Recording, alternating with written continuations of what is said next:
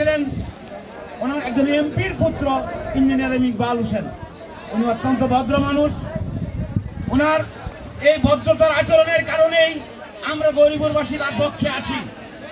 আমি বেশ কিছুদিন আগে ফেসবুকে একটা পোস্ট দিয়েছিলাম, যতক্ষণ পর্যন্ত আমার শেষ নিঃশ্বাস থাকবে ইঞ্জিনিয়ার ইকবাল হোসেন সাহেব আমাদের গৌরীপুরের রাজনীতিতে থাকবে।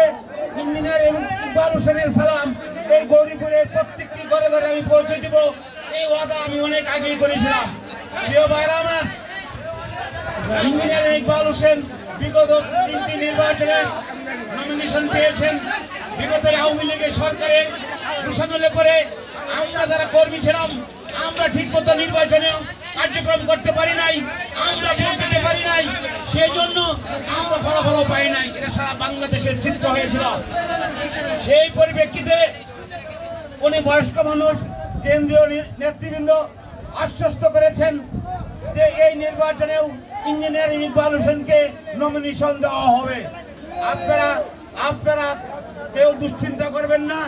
ইঞ্জিনিয়ার ইকবাল হোসেন, আমরা আশাবাদী উনি আগামীতে নমিনেশন পাবেন।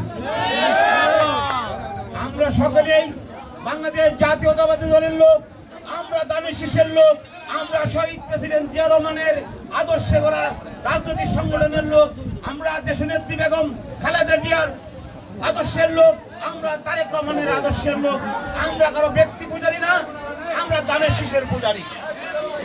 আমরা কোন নির্বাচনের, বিগত নির্বাচনের কিছু ইতিহাস আমাদের বক্তবৃন্দরা বলে গেছেন।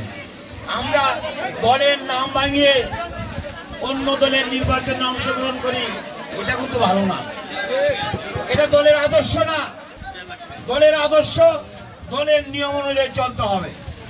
প্রিয় ভাইরা আমার, একটি কথা না বললেই নয় যে বিগত এই 17 বছর আমরা যাদেরকে নিয়ে মাঠে রাজনীতি করেছি এবং জুলাই যাদেরকে নিয়ে আমরা রাজনীতি করেছি, এই দেশে রাজনীতি করেছি, আমরা তাদের প্রতিপক্ষ না। আমাদের খালেদা জিয়া তাদের প্রতিপক্ষ না, তারেক রহমানও তাদের প্রতিপক্ষ না। আমরা তাদের সহযোদ্ধা, ওরা আমাদের সহযোদ্ধা। সেই হিসাবে আমরা রাজনীতি করছি। আওয়ামী লীগ ব্যতীত সকলেই আমরা সহযোদ্ধা। প্রিয় ভাইরা আমার, আওয়ামী লীগের যে দুশ্চরিত্র ইতিহাস ইতিপূর্বে অনেকে বলেছেন, আপনারা সকলেই জানেন। তাদের বিরুদ্ধে কথা বলতে গেলে এরা সারা রাত শেষ হবে, কিন্তু তাদের বিরুদ্ধে